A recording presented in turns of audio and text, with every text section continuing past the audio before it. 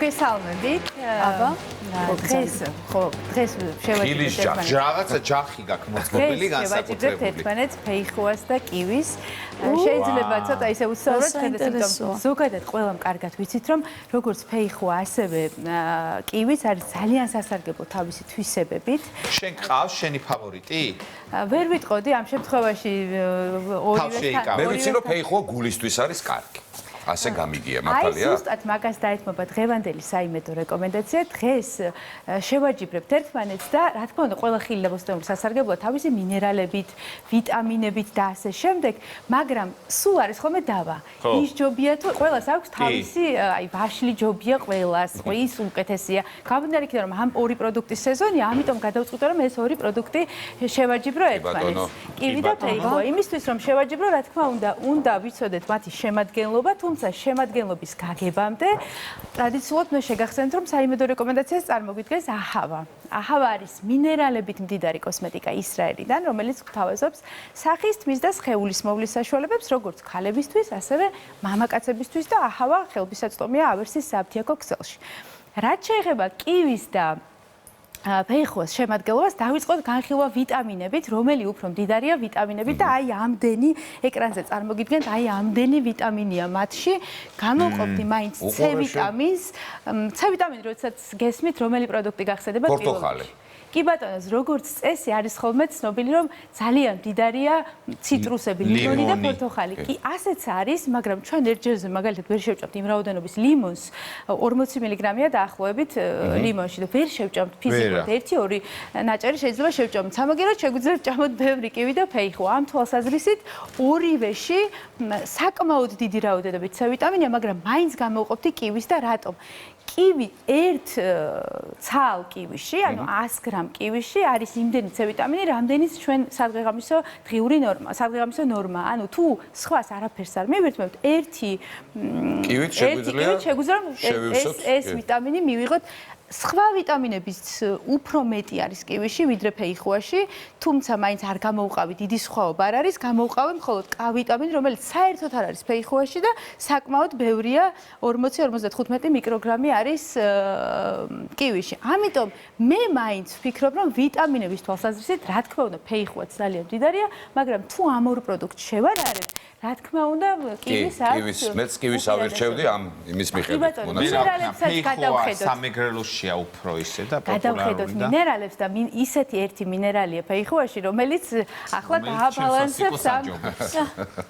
კი ბატონო, მოკლედ მინერალებს რაც შეეხება, კალიუმი არის ძალიან მნიშვნელოვანი გულისთვის და სასიცოცხლოდ მნიშვნელოვანი ელემენტია და საკმაოდ დიდი რაოდენობა არის კივიში, თუმცა იოდს რაც შეეხება, ძალიან დიდი რაოდენობით არის ფეიხუაში და კივიში თითქმის არ არის. მართლა იოდი გამომდინარე იქიდან რომ ჩვენ ვართ იოდ დეფიციტური ქვეყანა, ძალიან ბევრი ამ პრობლემის მქონე პაციენტი არის, ეს პროდუქტი უნიკალურია. თუმცა აქ ხაზი უნდა გაუსვა მედიკამენტებს არ ცვლის. როგორ უყვართ ფეიხუას კომპოტი მეგრელებს. კი ბატონო, კომპოტზეც გაგიზიარებ ძალიან კარგ რეკომენდაციას. რაც შეეხება მედიკამენტების ჩამსვლება არ ხდება არავითარ შემთხვევაში, ამას ხაზი მინდა გაუსვა, ვისაც აქვს იოდის დეფიციტი, საკვებით ამის დარეგულირება მხოლოდ ვერ მოხდება, მაგრამ ექიმის მიერ დანიშნულ წამალთან ერთად იოდის შევსება ფეიხუათი, მათ შორის საპროფილაქტიკოდ ჯანმრთელი ადამიანებისთვის არის აუცილებელი და მნიშვნელოვანი და მანგანუმი არის კივიში ასევე საკმაოდ ბევრი. ამიტომ ამ კუთხით, ანუ მინერალების თვალსაზრისით მე ორივეს ესე ერთი. არა, ორით ერთჯერობით. თუმცა გარდა მინერალებისა და ვიტამინებისა, ანუ ჯერ შენსკენაა, ხო? არ ვიცი. სხვა კომპონენტებითაც არის, რა თქმა უნდა, მდიდარი, როგორც კივი, ასევე ფეიხუა და ნახოთ მოკლე ვიდეო და მათი უპირატესობების შესახებ მოვისმინეთ. კივისა და ფეიხუას სეზონი საკმაოდ ხანგრძლივია, ამიტომ აღნიშნულ პროდუქტებში შემავალი სასარგებლო კომპონენტებით ორგანიზმის გაჯერება რამდენიმე თვის განმავლობაშია შესაძლებელი. გარდა მინერალებისა და ვიტამინებისა, ორივე პროდუქტში მოიძებნება დამატებითი სარგებელი. ბოჭკო, რომელიც აუცილებელია საჭმლის მომნელებელი სისტემისთვის. ამ კუთხით კივიც და ფეიხუაც მდიდარია, თუმცა ფეიხუაში 3-ჯერ მეტია აღნიშნული კომპონენტი. დაბალი გლიკემიური ინდექსი, დაბალი კალორაჟი, უჯრედისის მაღალი შემცველობა ასევე გამოარჩევს აღნიშნულ პროდუქტს.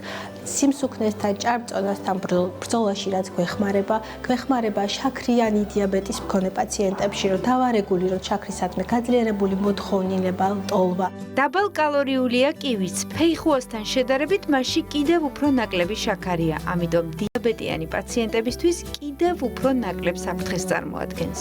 კივის უპირატესობაა აქტინიდინი, ნივთიერება, რომელიც ორგანიზმს ცილის გადამუშავებაში ეხმარება. კივში შემავალი ფერმენტი აქტინიდინი ხელს უწყობს ცილის დაშლას, შესაბამისად ცილით მდიდარი საკვების, თევზეულის, ხორცეულის მიღების დროს გვეხმარება მის უფრო ეფექტურ და კარგ მონელებაში. კივი ხორცის დასაბასტურებლადაც გამოგადგებათ. სწორედ აქტინიდინის დამსახურებით კივიში 15 წუთით მოთავსებული ხორცის ნაჭერი მომზადების შემდეგ უფრო რბილი და მარტივად დასაღეჭი იქნება. გაცილებით მეტი სარგებელია მწიფედ დაკრეფილ კივიში, ამიტომ უმჯობესია არჩევანი ადგილობრივ პროდუქციაზე გააკეთოთ, რადგან შემოტანილი ძირითადად უმწიფარი იკრიფება და უკვე ადგილზე ჩამოტანილი ეთილენის გაზის გამოყენებით ხელოვნურად მწიფდება. ასეთი პროდუქტი უსაფრთხოა, თუმცა ნაკლებ სასარგებლო. უმწიფარი კივის სახლის პირობებში დასამწიფებლად საკმარისია მისი სხვა ხილთან, განსაკუთრებით ვაშლთან ერთად თეფშზე ან მუყაოს შეფუთვაში მოთავსება, რადგან ვაშლი ეთილენის გაზს ბუნებრივად გამოყოფს და კივს მარტივად ამწიფებს. კივისგან განსხვავებით ფეიხუას შენახვა უფრო მეტი ფორმითაა შესაძლებელი, მაგალითად ცოცხლად შაქართან ერთად. ასეთ პროდუქტში ფეიხუას სასარგებლო თვისებები ნარჩუნდება. ნაწილობრივ შენარჩუნებულია ვიტამინები და განსაკუთრებით მინერალები ფეიხუას კომპოტშიც.